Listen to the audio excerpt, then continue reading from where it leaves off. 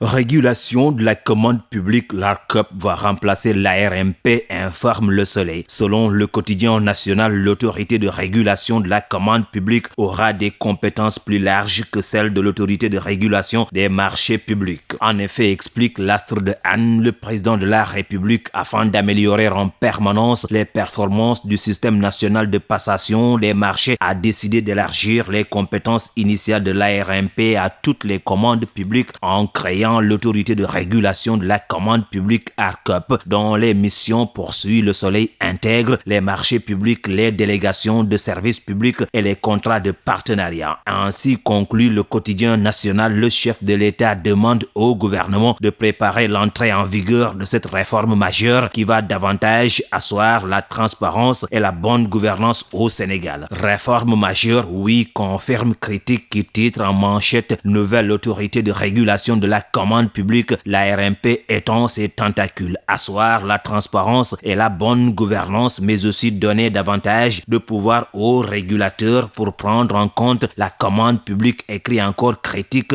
C'est le choix stratégique de Macky Sall à travers une option globale et courageuse, commente le journal, pour renforcer la crédibilité et l'efficacité du système national de passation des marchés. Ce qui fait dire à l'info quotidien marché public, Macky Sall demande l'entrée en vigueur de l'autorité de la commande publique. L'ARMP va céder la place à l'ARCOP, renchérit le quotidien. Marche contre le parrainage. La police a arrêté hier plusieurs manifestants qui comptaient coûte que coûte marcher devant le ministère de l'Intérieur contre le système de parrainage en vue des prochaines législatives, relate l'As quotidien, qui précise que les organisateurs de la marche avaient choisi leur propre itinéraire en dépit de l'interdiction de l'autorité préfectorale, d'où le titre à sa une, la police dicte la loi aux manifestants. Pour l'info quotidien, la manif a tourné au fiasco, parce que, relève le journal, les mouvements citoyens n'ont pas finalement organisé leur marche hier contre le parrainage.